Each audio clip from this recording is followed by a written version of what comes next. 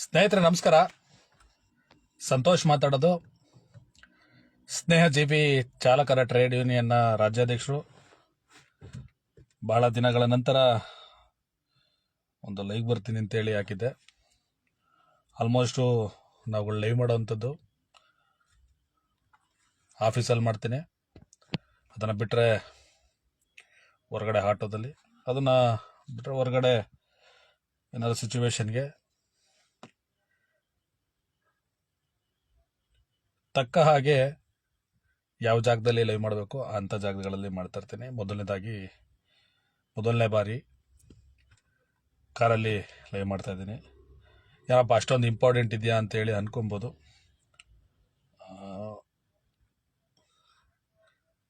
ಯಾವಾಗ ಯಾವ ಸನ್ನಿವೇಶದಲ್ಲಿ ಏನೇನು ತಿಳಿಸ್ಬೇಕು ಅದು ಆ ಸನ್ನಿವೇಶದಲ್ಲಿ ತಿಳಿಸ್ದಾಗಲೇ ಅದಕ್ಕೊಂದು ವ್ಯಾಲ್ಯೂ. ಸೊ ಹಾಗಾಗಿ ಏನೋ ಬಂದಿದ್ವಿ, ಬೆಳಗ್ಗೆಯಿಂದ ಸ್ವಲ್ಪ ಬ್ಯುಸಿ ಇದ್ವಿ. ಖಂಡಿತವಾಗಿ ತಿಳಿಸ್ತೀನಿ.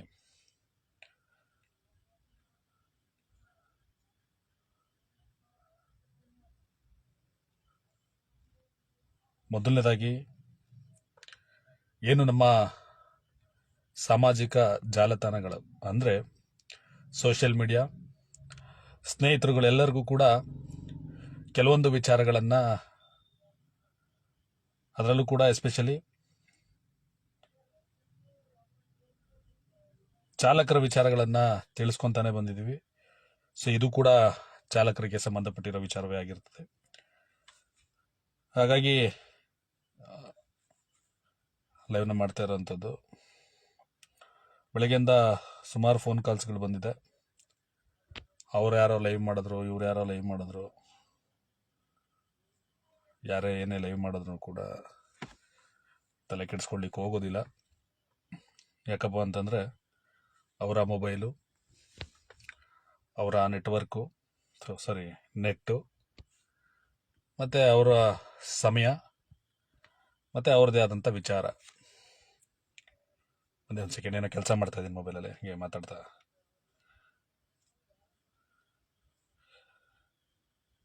ಎಷ್ಟೋ ಜನ ಅವರವ್ರದೇ ಆದಂಥ ಅನಿಸಿಕೆಗಳನ್ನು ಅವರಿಗೆ ತೋಚಿದ್ದ ಹಾಗೆ ತಿಳಿಸುವಂಥದ್ದು. ಅವರಿಗೆ ವಾಕ್ ಸ್ವತಂತ್ರ ಇದೆ, ಖಂಡಿತವಾಗಿ ತಿಳಿಸ್ಲಿ. ಅದಕ್ಕೆ ಯಾವುದೇ ರೀತಿಯಾದಂಥ ಅಭ್ಯಂತರವೂ ಇಲ್ಲ, ಅಥವಾ ಅದನ್ನು ವಿರೋಧಿಸೋಂತಹ ನೈತಿಕತೆಯೂ ಕೂಡ ನಮಗಿರೋದಿಲ್ಲ.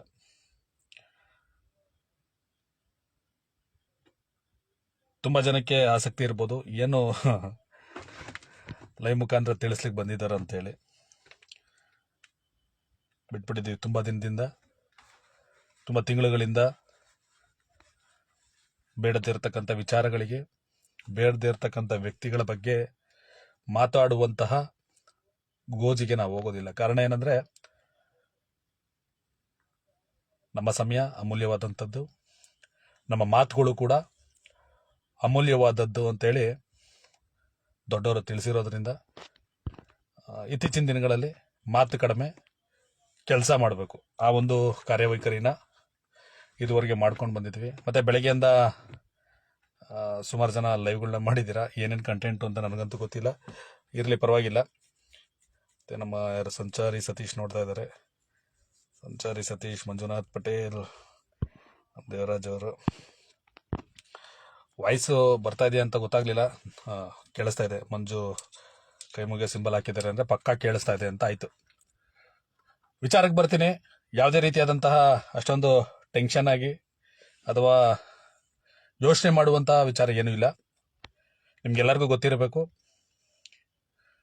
ಕಳೆದ ಒಂದು 15 ದಿನದ ಹಿಂದೆ ನಮ್ಮ ಸಂಘಟನೆಯ ಚಾಲಕರು ಒಬ್ಬರ ಮೇಲೆ ಹಲ್ಲೆ ಮಾಡಿರ್ತಾರೆ. ಒಬ್ಬ ಪೊಲೀಸ್ ಅಧಿಕಾರಿ ಅಂತೇಳಿ ನಾಯಂಡಹಳ್ಳಿ ಆಸುಪಾಸಿನ ಒಂದು ಜಾಗದಲ್ಲಿ ಗಾಡಿ ಟಚ್ ಆದಂತಹ ಒಂದು ಸನ್ನಿವೇಶದಲ್ಲಿ ಕಾರ್ನವರು ಮತ್ತು ಆಟೋದವರು ಮಾತಾಡುವಾಗ ಯಾರೋ ಒಬ್ಬ ಪೊಲೀಸವನು ಅಂತೇಳಿ ಹೋಮ್ ಗಾರ್ಡು, ಅದು ಹೋಮ್ ಗಾರ್ಡ್ ಅಂತೇಳಿ ತದನಂತರ ಗೊತ್ತಾದಂಥದ್ದು, ಪೊಲೀಸ್ ಅಂತೇಳಿ ನಮ್ಮ ಒಂದು ಚಾಲಕನ ಮೇಲೆ ಹಲ್ಲೆ ಮಾಡಿ ಅವಾಚ್ಯ ಶಬ್ದಗಳಿಂದ ನಿಲ್ಲಿಸಿರುವಂಥದ್ದು ಆಲ್ಮೋಸ್ಟ್ ಸೋಷಿಯಲ್ ಮೀಡಿಯಾದಲ್ಲಿ 90% ಎಲ್ಲರೂ ಕೂಡ ನೋಡಿರ್ತೀರ. ಯಾಕೆಂದರೆ ಅದನ್ನು ವಿಡಿಯೋ ಮುಖಾಂತರ ತಮ್ಮೆಲ್ಲರ ಒಂದು ಗಮನಕ್ಕೆ ತರುವಂಥ ಕೆಲಸನೂ ಕೂಡ ನಾವು ಮಾಡಿದ್ವಿ. ಅದಾದಮೇಲೆ ಸುಮಾರು ಒಂದು 15 ದಿನ ಆದ್ರೂ ಕೂಡ ಯಾವುದೇ ರೀತಿಯಾದಂತಹ ಕ್ರಮಗಳನ್ನು ತಗೊಂಡಿರಲಿಲ್ಲ. ಮತ್ತು ನಾವು ಕೂಡ ಕೆಲವೊಂದು ಕಾಲಾವಕಾಶ ಕೊಡಬೇಕಾಗ್ತದೆ ಯಾವುದೇ ಒಂದು ವಿಚಾರಕ್ಕೆ ಸಂಬಂಧಪಟ್ಟಿರೋ ಹಾಗೆ. ಸೊ ಹಾಗಾಗಿ ಅದೇ ರೀತಿಯೇ ನಾನು ಕೂಡ ಕೆಲವೊಂದು ಕಾಲಾವಕಾಶಗಳನ್ನು ಹಲ್ಲೆ ಮಾಡಿದಂಥ ವ್ಯಕ್ತಿಗೆ ಕೊಟ್ಟಿರ್ತೀವಿ. ಕಾರಣ ಏನಪ್ಪಾ ಅಂತಂದ್ರೆ, ಕಾದು ಹೊಡೆದಾಗ್ಲೇನೆ ಅದಕ್ಕೊಂದು ವ್ಯಾಲ್ಯೂ. ಎಲ್ಲ ಬಿಸಿ ಬಿಸಿಯಲ್ಲೇ ಮಾಡಿದಾಗ ಗುಂಪಲ್ಲಿ ಗೋವಿಂದ ಅಂತ ಆಗ್ತದೆ. ಮತ್ತೆ ಆ ತಪ್ಪಿನ ಅರಿವು ಅವ್ರಿಗೆ ಆಗೋದಿಲ್ಲ ಅಂತ ಹೇಳಿ ನಾವು ಕೂಡ ವೇಟ್ ಮಾಡಿದೆ. ಯಾಕೆಂದ್ರೆ ಅವರು ಕೂಡ ಸುಮಾರು ಜನಕ್ಕೆ ಅನ್ಸಿರ್ಬೋದು, ಏನಪ್ಪಾ ಇವರು ಫೋನಲ್ಲಿ ಮಾತಾಡಿರೋಂಥ ವಾಯ್ಸ್ ಕ್ಲಿಪ್ಗಳನ್ನು ವಿಡಿಯೋ ಮುಖಾಂತರ ಹಾಕಿದ್ರು, ಅವನ ಯಾರೋ ಒಬ್ಬ ಬಾಯಿಗೆ ಬಂದಂಗೆ ಬೈತಾನೆ, ಇವರು ಬೇರೆ ರೀತಿ ಮಾತಾಡ್ತಾರೆ, ಇವರು ಚಾಲಕರ ಪರವಾಗಿದ್ದಾರ ಅನ್ನೋ ರೀತಿನೂ ಕೂಡ ತುಂಬ ಜನ ಮಾತಾಡಿದ್ರೆ. ಅದೇ ರೀತಿ ತುಂಬ ಅದ್ಭುತವಾಗಿ ಚಾಲಕರ ಪರವಾಗಿ ನಿಂತಿದ್ರಿ ಅಂತೇಳಿ ತುಂಬ ಜನ ನನ್ನ ಅಪ್ರಿಷಿಯೇಷನ್ ಕೂಡ ಮಾಡಿದ್ದೀರ. ಅದೇ ರೀತಿ ನಮ್ಮ ಚಾಲಕರುಗಳು, ನಮ್ಮ ಪದಾಧಿಕಾರಿಗಳು ಕೂಡ ತುಂಬ ಶ್ರಮ ವಹಿಸಿದ್ದಾರೆ. ಅವತ್ತು ಒಬ್ಬ ರಾಜ್ಯಾಧ್ಯಕ್ಷನಿಗೆ ಒಂದು ಸಂಘಟನೆಯಲ್ಲಿ ಕೆಲಸ ಮಾಡ್ತಾ ಇದ್ದಾನೆ ಅಂತ ಅಂದಾಗ, ಒಬ್ಬ ರಾಜ್ಯಾಧ್ಯಕ್ಷನಿಗೆ ಯಾರೋ ಒಬ್ಬ ಬಾಯಿಗೆ ಬಂದಂಗೆ ಮಾತಾಡ್ತಾನೆ ಅಂತ ಅಂದಾಗ ಬೆನ್ನಿಗೆ ನಿಂತ್ಕೋಬೇಕಾದಂಥದ್ದು ಚಾಲಕರುಗಳು. ಅವತ್ತಿನ ದಿನ ನನ್ನನ್ನು ಕೂಡ ಕೇವಲವಾಗಿ ನಿಂದಿಸಿದಂಥ ವ್ಯಕ್ತಿಯ ವಿರುದ್ಧವಾಗಿ ತುಂಬ ಜನ ಪದಾಧಿಕಾರಿಗಳು ನನ್ನ ಸಪೋರ್ಟಿವ್ ಆಗಿ ನಿಂತ್ಕೊಟ್ರು. ತುಂಬ ಜನ ಚಾಲಕರು ಕೂಡ ಆಫೀಸ್ ಹತ್ರಕ್ಕೆ ಬಂದು ನಡ್ರಿ ಹೋಗೋಣ ಅನ್ನೋ ಲೆಕ್ಕಾಚಾರದಲ್ಲೂ ಕೂಡ ಮಾತಾಡಿದರು. ಅದಾದಮೇಲೆ ನಾವೇನೇ ಮಾಡಿದ್ರೂ ಕೂಡ ಒಂದು ಕಾನೂನಿನ ಚೌಕಟ್ಟಿನಲ್ಲಿ ಮಾಡಬೇಕು. ಸುಮ್ಮನೆ ನಾವು ಹೋಗುವಂಥದ್ದು, ಆತ ಮಾತಾಡ್ದ ಅಂತೇಳಿ ನಾವು ಕೂಡ ಮಾತಾಡುವಂಥದ್ದು, ಅಥವಾ ಉದ್ರೇಕಕ್ಕೆ ಒಳಗಾಗಿ ಕೈ ಮಾಡುವಂಥದ್ದು, ಇವೆಲ್ಲ ಏನಾಗ್ತದೆ ಅಂತಂದರೆ, ನಮ್ಮ ಮೇಲಿನ ಒಂದು ಪ್ರೀತಿಗೆ ನಾನು ಅಭಿಮಾನ ಅಂತ ಹೇಳಲಿಕ್ಕೆ ಹೋಗಲ್ಲ. ಯಾಕೆಂದರೆ ನಮ್ಮೆಲ್ಲ ಚಾಲಕರು ಕೂಡ ಸ್ನೇಹಿತರು ಅಂತಲೇ ನಾನು ಭಾವಿಸುವಂಥದ್ದು. ನಾನು ಯಾರನ್ನು ಕೂಡ ಅಭಿಮಾನಿ ಅಂತ ಕರೆಯೋದಿಲ್ಲ. ಅಭಿಮಾನಿಗಳನ್ನ ಬೆಳೆಸ್ಕೊಳ್ಳೋಷ್ಟ್ರ ಮಟ್ಟಿಗೆ ನಾನು ಇನ್ನೂ ಕೂಡ ಬೆಳೆದಿಲ್ಲ. ಎಲ್ಲ ನನ್ನ ಸ್ನೇಹಿತರು. ಹೋಗೋಣ ಅಂತ ಹೇಳಿದಾಗಲೂ ಕೂಡ ಅವ್ರಿಗೆ ಏನಾದ್ರು ಹೆಚ್ಚು ಕಮ್ಮಿ ಆದರೆ ಅವರ ಕುಟುಂಬಕ್ಕೆ ಯಾರೂ ಆಗೋದಿಲ್ಲ ಅನ್ನೋ ಒಂದು ಪರಿಜ್ಞಾನನ ಇಟ್ಕೊಂಡು ನಾನು ಅವತ್ತು ಯಾರನ್ನೂ ಕೂಡ ಎಲ್ಲೂ ಕೂಡ ಕರ್ಕೊಂಡು ಹೋಗೋದಿಲ್ಲ. ಯಾಕೆಂತಂದ್ರೆ ನಮ್ಗೇನೇ ಸಮಸ್ಯೆ ಆದ್ರೂ ಕೂಡ ನಾವು ಅದನ್ನ ಫೇಸ್ ಮಾಡ್ಕೋಣ. ಒಬ್ಬ ವ್ಯಕ್ತಿಗೆ, ಅದೇ ನಮ್ಮನ್ನ ನಂಬ್ಕೊಂಡು ಬಂದಂತ ಚಾಲಕರಿಗೆ ಏನಾದ್ರು ಹೆಚ್ಚು ಕಮ್ಮಿ ಆದ್ರೆ ಅವನ ಜವಾಬ್ದಾರಿಯು ಕೂಡ ನಾವನ್ನ ತಗೋಬೇಕಾಗ್ತದೆ. ಅಷ್ಟೊಂದು ರಿಸ್ಕ್ ಎಲ್ಲ ತಗೋಬಾರ್ದು ಅಂತೇಳಿ ಅವತ್ತು ನಮ್ಮೆಲ್ಲ ಚಾಲಕರುಗಳನ್ನು ಕೂಡ ಸಮಾಧಾನ ಮಾಡಿ ಕಳಿಸ್ತೇನೆ. ಯಾಕೆಂದ್ರೆ ಕಾನೂನನ್ನ ಅಲ್ಪ ಸ್ವಲ್ಪ ನಾವುಗಳು ತಿಳ್ಕೊಂಡಿರೋದ್ರಿಂದ, ಏನೋ ನಾವೇನು ಪಂಡಿತರಲ್ಲ, ಅಟ್ಲೀಸ್ಟ್ ತಿಳಿದಿರೋಂಥವ್ರ ಹತ್ರ ಯಾವ ರೀತಿ ಇದನ್ನ ಹ್ಯಾಂಡ್ಲ್ ಮಾಡಬೇಕು ಅನ್ನೋ ಒಂದು ಅಲ್ಪ ಜ್ಞಾನನ ನಾವು ಇಟ್ಕೊಂಡು, ತದನಂತರ ಆ ವ್ಯಕ್ತಿ ಹತ್ರನೂ ಕೂಡ ಮಾತಾಡಿದಾಗ ಆತ ಮತ್ತೆ ಕ್ರೈಮ್ ಪೊಲೀಸ್ ಅವ್ರನ್ನ ಕರ್ಕೊಂಬಂದು ನಿನ್ನನ್ನು ಹಂಗೆ ಮಾಡ್ಬಿಡ್ತೀನಿ ಹಿಂಗೆ ಮಾಡ್ಬಿಡ್ತೀನಿ ಅಲ್ಲ, ನಾವು ಅದನ್ನೆಲ್ಲ ನೋಡ್ಕೊಂಡೆ ಬೆಂಗಳೂರಿಗೆ ಬಂದಂಥದ್ದು.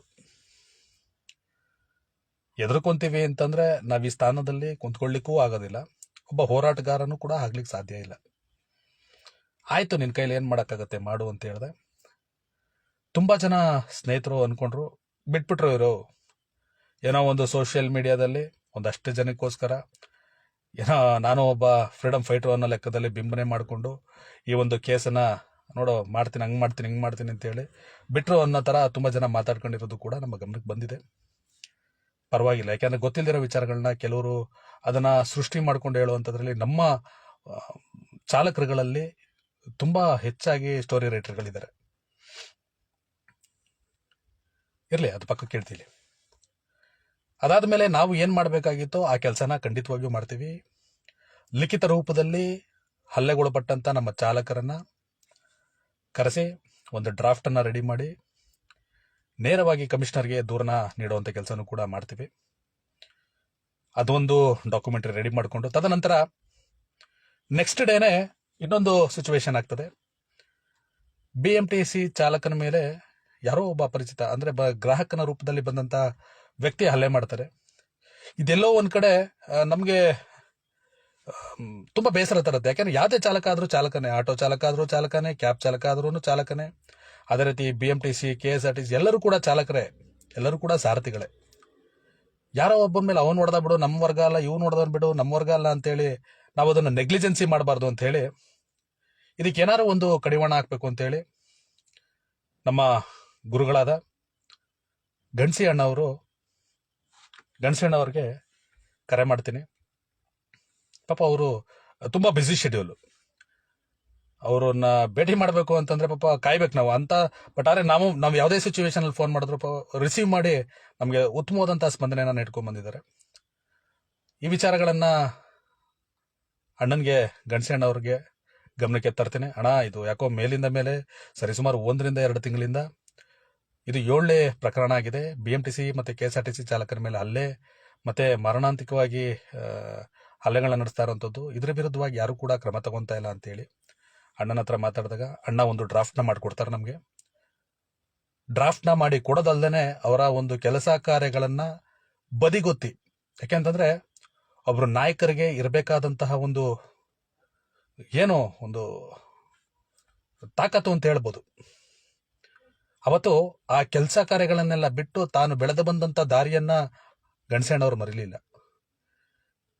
ಎಲ್ಲ ರೆಡಿ ಮಾಡ್ಕೋ ಸಂತೋಷ್, ನಾನು ಕೂಡ ಬರ್ತೀನಿ ಅಂತ ಹೇಳಿ ಲೆಟರ್ಗಳನ್ನ ಅಣ್ಣವರು ಡ್ರಾಫ್ಟ್ ಮುಖಾಂತರ ನಮಗೆ ಮಾಡಿಕೊಡ್ತಾರೆ. ಅದೇ ರೀತಿ ಸಂಬಂಧಪಟ್ಟಂತ ಅಧಿಕಾರಿಗಳು, ಒಂದು ಟ್ರಾನ್ಸ್ಪೋರ್ಟ್ ಮಿನಿಸ್ಟ್ರಿಗೆ, ಒಂದು ಹೋಮ್ ಮಿನಿಸ್ಟ್ರಿಗೆ, ಮತ್ತೆ ಕಮಿಷನರ್ಗೆ, ಬೆಂಗಳೂರು ಕಮಿಷನರ್ಗೆ, ಈ ಮೂವರಿಗೂ ಕೂಡ ನಾವು ಕಂಪ್ಲೇಂಟ್ನ ರೈಸ್ ಮಾಡುವಂತ ಕೆಲಸ ಮಾಡ್ತೀವಿ. ಯಾಕೆಂದ್ರೆ 2 ದಿನದಲ್ಲಿ 2 ಪ್ರಕರಣ. ಒಬ್ಬ ನಮ್ಮ ಆಟೋ ಚಾಲಕನ ಮೇಲೆ ಹಲ್ಲೆ, ನೆಕ್ಸ್ಟ್ ಡೇ BMTC ಚಾಲಕನ ಮೇಲೆ. ಇದು ಇಲ್ಲಿಗೆ ಕೊನೆ ಆಗ್ಬೇಕು. ಹಲ್ಲೆ ಮಾಡ್ತಕ್ಕಂಥವನು ಮುಂದಿನ ದಿನಗಳಲ್ಲಿ ಯಾವುದೇ ಚಾಲಕನ ಮೇಲೆ ಹಲ್ಲೆ ಮಾಡ್ತೀನಿ ಅಂತಂದಾಗ 1000 ಬಾರಿ ಯೋಚನೆ ಮಾಡಬೇಕು ಅಂತೇಳಿ ಒಂದು ಕಠಿಣವಾದಂತಹ ಒಂದು ಡ್ರಾಫ್ಟ್ ಅನ್ನ ರೆಡಿ ಮಾಡ್ಕೊಡ್ತಾರಣ್ಣ. ಆ ಡ್ರಾಫ್ಟ್ ಅಲ್ಲಿ ಪ್ರಮುಖವಾದಂತಹ ಅಂಶ, ಯಾವುದೇ ಚಾಲಕನ ಮೇಲೆ ನೀವು ಹಲ್ಲೆ ಮಾಡಿದಂತ ವ್ಯಕ್ತಿನ ಗಡಿಪಾರು ಮಾಡಬೇಕು. ಗಡಿಪಾರನ ಮಾಡಬೇಕು. ತದನಂತರ ಹಲ್ಲೆಗೊಳಪಟ್ಟಂತ ಯಾವುದೇ ಚಾಲಕ ಆಗಿರಲಿ ಅಂತವನ ಚಿಕಿತ್ಸಾ ವೆಚ್ಚಗಳನ್ನ ಸರ್ಕಾರ ಭರಿಸಬೇಕು, ಅಥವಾ ಯಾರು ಹಲ್ಲೆ ಮಾಡಿರ್ತಾನೆ ಆತ ಭರಿಸಬೇಕು. ಒಂದು ಭದ್ರತೆ ಬೇಕು, ಚಾಲಕರಿಗೆ ಒಂದು ಭದ್ರತೆ ಬೇಕು ಅಂತ ಹೇಳಿ ಒಂದನ್ನ ಡ್ರಾಫ್ಟ್ನ ರೆಡಿ ಮಾಡಿ ಆ 3 ಡಿಪಾರ್ಟ್ಮೆಂಟ್ಗಳಿಗೆ ತಲುಪಿಸುವಂತ ಕೆಲಸನ ಅವತ್ತು ಪೂರ್ತಿ ದಿನ ಚಾಲಕರಿಗೋಸ್ಕರ ಅಣ್ಣ ನಮ್ಮ ಜೊತೆ ಬರ್ತಾರೆ, ಗಣಸಿ ಅಣ್ಣವರು. ಅದಾದ್ಮೇಲೆ ಗಣಸಿ ಅಣ್ಣವರೇ ಇದೇ ವಿಚಾರ ಕೇಳ್ತಾರೆ, ನಿನ್ನೆ ನಮ್ಮ ಆಟೋ ಚಾಲಕರಿಗೆ ಹಲ್ಲೆ ಮಾಡಿರೋಂಥದ್ದು ಏನಾಯ್ತು ಅಂತ ಹೇಳಿ. ಅಣ್ಣ, ಹಿಂಗಾಗಿತ್ತು, ಈ ತರ ACP DCP ಅವ್ರಿಗೆ ಮತ್ತೆ ಕಮಿಷನರ್ಗೆ ಅದನ್ನ ಟ್ವೀಟ್ ಮಾಡಿದ್ದೀನಿ ಅಣ್ಣ ಅಂತ ಹೇಳ್ತೀನಿ. ನೆಕ್ಸ್ಟ್ ಡೇ ನಾವೇನ್ ಟ್ವೀಟ್ ಮಾಡಿರ್ತೀವಿ ಅದು ಪ್ರಕರಣಕ್ಕೆ ಸಂಬಂಧಪಟ್ಟಿರೋ ಹಾಗೆ ಯಾವ ಒಂದು ಪೊಲೀಸ್ ಸ್ಟೇಷನ್ ಲಿಮಿಟ್ಸ್ ಅಲ್ಲಿ ಬರುತ್ತೆ ಅಂತ ಅಂದಾಗ ಇದು ಮೈಸೂರು ರೋಡ್ನ ಬ್ಯಾಟರಾಯನಪುರ ಪೊಲೀಸ್ ಸ್ಟೇಷನ್ ಲಿಮಿಟ್ಸ್ ಬರ್ತದೆ ಅಂತ ಹೇಳಿ ಅವರೇ ಅದನ್ನ ಕೇಸ್ನ ವರ್ಗಾವಣೆ ಮಾಡ್ಕೊತಾರೆ. ಅದಾದ್ಮೇಲೆ ಬ್ಯಾಟರಾಯನಪುರ ಪೊಲೀಸ್ ಠಾಣೆಯ ಸಿಬ್ಬಂದಿಗಳು ನಮ್ಮನ್ನ ಕಾಂಟ್ಯಾಕ್ಟ್ ಮಾಡಿ, ನಮ್ಮ ಹಲ್ಲೆಗೊಳಪಟ್ಟಂತ ಚಂದ್ರವ್ರಿಗೂ ಕೂಡ ಕಾಲ್ ಮಾಡಿ ಏನಾಗಿದೆ ಎತ್ತಾಗಿದೆ ಅಂತೆಲ್ಲ ತಿಳ್ಕೊಂಡು, ತದನಂತರ ಸ್ಟೇಷನ್ ಹತ್ರ ಕರೆಸ್ಕೊಂಡು, ಮತ್ತೆ ಯಾವ ಜಾಗದಲ್ಲಿ ಆಗಿದೆ ಅದನ್ನ ಸ್ಪಾಟ್ ಮೆಜರ್ನ ಮಾಡಿಕೊಂಡು ಏನಾಗಿದೆ ಅನ್ನೋದನ್ನ ಒಂದು NCR ಮುಖಾಂತರ ಬರ್ಸ್ಕೊಂಡು NCR ಮಾಡಿ ಕಳಿಸ್ತಾರೆ. ಹಲ್ಲೆ ಮಾಡಿದ್ದಂತಹ ವ್ಯಕ್ತಿ, ಆಟೋ ನಮ್ಮ ಚಾಲಕರಿಗೆ ಹಲ್ಲೆ ಮಾಡಿದ್ದಂತ ವ್ಯಕ್ತಿ ಪೊಲೀಸ್ ಅಧಿಕಾರಿ ಅಂತ ಹೇಳಿ ಮಾಡಿದ್ದಂಥದ್ದು. ಅದಾದ್ಮೇಲೆ ಗೊತ್ತಾಗುತ್ತೆ ಆತ ಹೋಮ್ ಗಾರ್ಡ್ ಅಂತೇಳಿ. ಆತನ್ನ ಫೋನ್ ಮಾಡಿ ಪೊಲೀಸ್ನವರು ಮಾತಾಡಿದಾಗ ಅವನನ್ನ ಮಹಾರಾಷ್ಟ್ರಗೆ ಎಲೆಕ್ಷನ್ ಡ್ಯೂಟಿ ಮೇಲೆ ಹಾಕಿರ್ತಾರೆ, 2 ದಿನ ಆದ್ಮೇಲೆ ಬರ್ತಾರೆ ಅಂತೇಳಿ ಪೊಲೀಸ್ನವರೇ ತಿಳಿಸಿದ ನಂತರ ನಾವು ಕೂಡ ಕಾಲಾವಕಾಶ ಕೊಡಬೇಕಾಗ್ತದೆ. ಯಾಕೆಂದ್ರೆ ಹೊರಗಡೆ, ಬೆಂಗಳೂರಿನಿಂದ ಹೊರಗಡೆ ಇದ್ದಾರೆ ಅಂದಾಗ ಏಕಾಏಕಿ ನಾವು ಆಗ್ಲೇಬೇಕು ಇವಾಗಲೇ ಅಂತೇಳಿ ತುದಿಗಾಲ ನಿಲ್ಬಾರ್ದು ಅಂತೇಳಿ ನಾವು ಕೂಡ ಅದಕ್ಕೆ ಸಮಯನ ಕೊಡ್ತೀವಿ. ಅದಾದ್ಮೇಲೆ ನಾನು ನನ್ನ ಫ್ಯಾಮಿಲಿ ಜೊತೆ ಹೊರಗಡೆ ಹೋಗ್ಬೇಕಾಗ್ತದೆ. ಒಂದು 3 ದಿನ ಹೊರಗಡೆ ಹೋಗ್ತೀವಿ. ಹೊರಗಡೆ ಹೋದ್ರೂ ಕೂಡ ಈ ಒಂದು ಹಲ್ಲೆ ಮಾಡಿದಂತ ವ್ಯಕ್ತಿಯನ್ನ ಕರೆಸಿ ಮಾತಾಡುವಂತ ನಿಟ್ಟಿನಲ್ಲಿ ಬ್ಯಾಟರಾಯನಪುರ ಪೊಲೀಸ್ ಠಾಣೆಯವರು ಮುಂದಕ್ಕೆ ಬರೋದೇ ಇಲ್ಲ.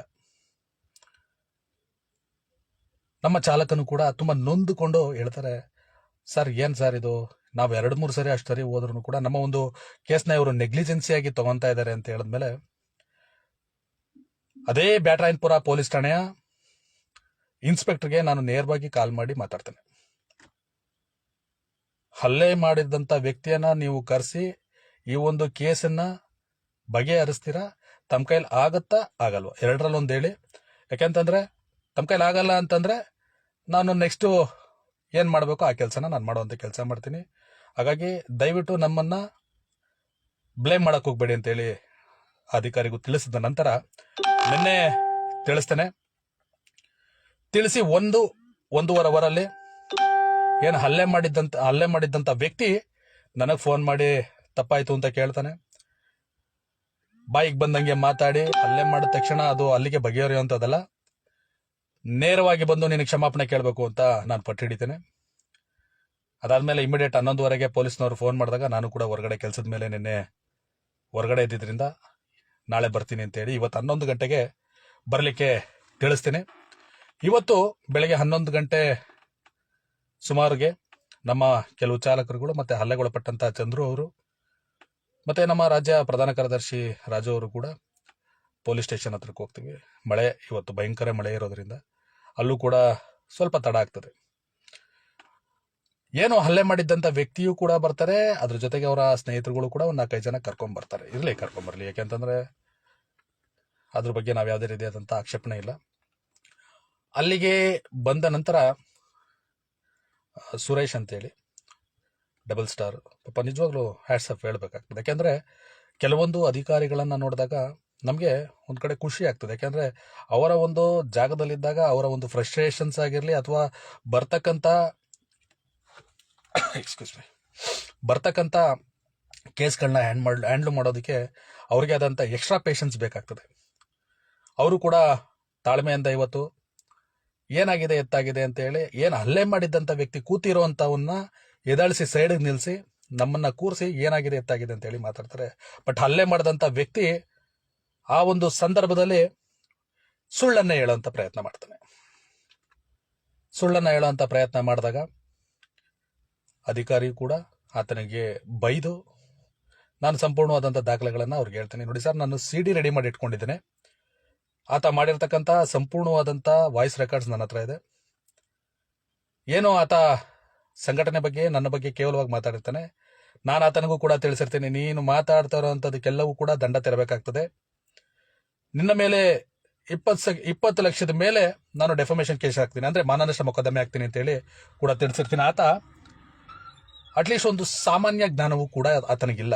ನನಗೆ ಅದು ಒಂದ್ ಕಡೆ ಬೇಜಾರಾಗುವಂಥದ್ದು. ಯಾಕೆ ಅಂತಂದ್ರೆ ಕಾಂಪನ್ಸೇಷನ್ ಅಂದ್ರೆ 20 ಲಕ್ಷ ಮಾನನಷ್ಟ ಮೊಕದ್ದಮೆ ಆಗ್ತೀನಿ ಎಂದಿದ್ದಕ್ಕೆ ಆತ 20 ಲಕ್ಷ ನನ್ನ ಹತ್ರ ಎಲ್ಲೋ ದುಡ್ಡನ್ನ ಟೋಕನ್ ಹಾಕೊಳ್ಳೋದಕ್ಕೆ ಕೇಳ್ತಾ ಇದ್ದೇನೆ ಅನ್ನೋ ಲೆಕ್ಕಾಚಾರದಲ್ಲಿ ಆತ ಮಾತಾಡಿದಾಗ್ಲೂ ಕೂಡ ನಾನು ಅಧಿಕಾರಿಗೂ ಕೂಡ ತಿಳಿಸ್ಕೊಡ್ತೇನೆ. ನೋಡಿ ಸರ್, ನಾನು ಮಾತಾಡಿರೋಂಥದ್ದು ಇದೆ, ತಗೊಳ್ಳಿದು ನನ್ನ ಆತನ ಸಂಭಾಷಣೆಯ ಕ್ಲಿಪ್ ಅಂತೇಳಿ ಸಾಹೇಬ್ರಿಗೂ ಕೂಡ ತಿಳಿಸ್ದಾಗ ಅವರು ಕೂಡ ಅವ್ರಿಗೆ ಬೈತಾರೆ.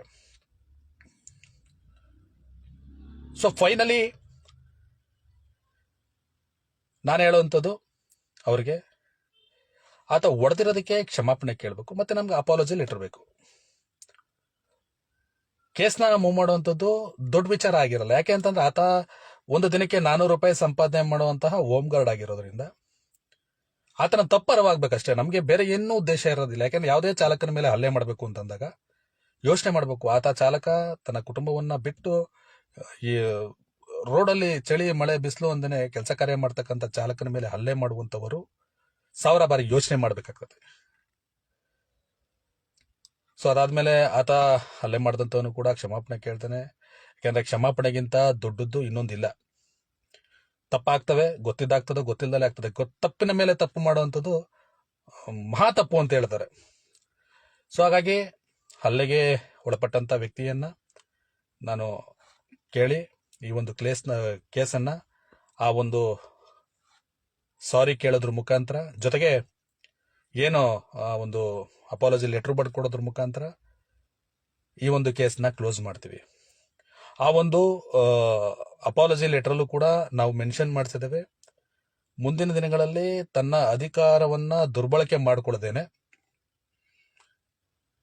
ಯಾವುದೇ ಚಾಲಕ ಅಂತಲ್ಲ, ಯಾವುದೇ ಒಬ್ಬ ವ್ಯಕ್ತಿ ಮೇಲೆ ಹಲ್ಲೆ ಮಾಡುವಂತಹ ಕೆಲಸ ಅಥವಾ ಯಾವುದೇ ಆದರೂ ಒಂದು ಪ್ರಕರಣ ಕಂಡು ಬಂದ್ರೆ ನನ್ನ ವಿರುದ್ಧವಾಗಿ ಕಠಿಣ ಕ್ರಮ ತಗೋಬಹುದು ಅಂತೇಳಿ ಆತನೇ ಬರ್ಕೊಟ್ಟು ಸಹಿಯನ್ನು ಹಾಕಿ ತಪ್ಪಾಯಿತು ಅಂತ ಕ್ಷಮಾಪಣೆಯನ್ನು ಕೂಡ ಕೇಳಿದ್ದಾನೆ. ಅಲ್ಲಿಂದನೇ ಲೈವ್ ಮಾಡಬೇಕಾಗಿತ್ತು, ಬಟ್ ಆದರೆ ಮಳೆ ಸಿಕ್ಕಾಬಟ್ಟೆ ಮಳೆ, ಹಾಗಾಗಿ ಲೈವ್ನ ಮಾಡಿಲ್ಲ. ಅದಲ್ಲದೆ ನನಗೂ ಹೊರಗಡೆ ಕೆಲಸ ಇದ್ದಿದ್ದರಿಂದ ಯಾವುದೇ ರೀತಿಯಾದಂಥ ಮಾಹಿತಿನ ಹಂಚ್ಕೊಳ್ಳೋಕ್ಕಾಗಿರಲಿಲ್ಲ. ಸೊ ಹಾಗಾಗಿ ಈ ಒಂದು ಲೈವ್ ಮುಖಾಂತರ ತಿಳಿಸ್ಬೇಕು ಅಂತೇಳಿ ಆವಾಗಲೇ ಲೈವ್ನ ಬರ್ತೀನಿ ಅಂತೇಳಿ ಹಾಕಿದ್ದಂಥದ್ದು. ಅದನ್ನು ಬಿಟ್ಟು ಯಾರೋ ಏನೋ ಲೈವ್ ಮಾಡಿದ್ರು ಅದಕ್ಕೆ ಕೌಂಟ್ರ್ ಕೊಟ್ಕೊಂಡು ಯಾರಿಗೋ ಒಬ್ರಿಗೆ ಬೈಬೇಕು ಅಥವಾ ಯಾರೋ ಒಬ್ರನ್ನ ಹೀಯಾಳಿಸ್ಬೇಕು ಅಥವಾ ಯಾರನ್ನೋ ಒಬ್ರನ್ನ ತೇಜೋವಧೆ ಮಾಡಬೇಕು, ಇದೆಲ್ಲವನ್ನು ಕೂಡ ಬಿಟ್ಟಿದ್ದೀವಿ. ಅಂದರೆ ಬೇಡ, ಸಮಯನ ವ್ಯರ್ಥ ಮಾಡ್ಕೊಳೋದು ಬೇಡ ಅಂತೇಳಿ ಅಷ್ಟೇ. ಸೊ ಹಾಗಾಗಿ ಏನೋ ನಮ್ಮ ಚಾಲಕನ ಮೇಲೆ ಹಲ್ಲೆ ಮಾಡಿದ್ದಂಥ ವ್ಯಕ್ತಿಯನ್ನ ಪೊಲೀಸ್ ಠಾಣೆಯಲ್ಲಿ ಮಂಡಿಯೂರಿಸಿ ಕ್ಷಮಾಪಣೆ ಕೇಳಿಸುವಂತಹ ನಿಟ್ಟಿನಲ್ಲಿ ಸ್ನೇಹಜೀವಿ ಚಾಲಕರ ಟ್ರೇಡ್ ಯೂನಿಯನ್ನ ಪದಾಧಿಕಾರಿಗಳು ಮತ್ತೆ ಸದಸ್ಯರ ಒಂದು ಸಹಮತದೊಂದಿಗೆ ಮತ್ತೆ ಬೆಂಬಲದೊಂದಿಗೆ ಹಲ್ಲೆ ಮಾಡಿದ್ದಂಥ ವ್ಯಕ್ತಿಯನ್ನ ಮಂಡಿಯೂರಿಸಿ ಕ್ಷಮಾಪಣೆ ಕೇಳಿಸುವಂತ ಕೆಲಸವನ್ನ ಮಾಡಿದ್ದೇವೆ. ಇದಲ್ದೇನೆ ಖಂಡಿತವಾಗಿಯೂ ಇದ್ರದ್ದು ಸಂಬಂಧಪಟ್ಟಿರುವ ಹಾಗೆ ಮುಂದಿನ ದಿನಗಳಲ್ಲಿ ಯಾವುದೇ ಚಾಲಕನ ಮೇಲೆ ಹಲ್ಲೆ ಮಾಡಬೇಕು ಅಂತಂದ್ರೂ ಕೂಡ ಹಲ್ಲೆ ಮಾಡುವಂತಹ ವ್ಯಕ್ತಿಗೆ ಕಠಿಣ ಕ್ರಮವಾಗುವಂತಹ ಒಂದು ಸೆಕ್ಷನ್ ಜಾರಿ ಆಗಬೇಕು ಅಂತ ಹೇಳಿ ಇದಕ್ಕೆ ಸಂಬಂಧಪಟ್ಟಂತಹ ಅಧಿಕಾರಿಗಳನ್ನ ಭೇಟಿ ಮಾಡಿ ಮತ್ತೊಮ್ಮೆ ಇದನ್ನ ಪ್ರೆಷರ್ ಹಾಕುವಂತ ಕೆಲಸನ ನಾವುಗಳು ಮಾಡ್ತೀವಿ ಅಂತ ತಿಳಿಸ್ತೇನೆ.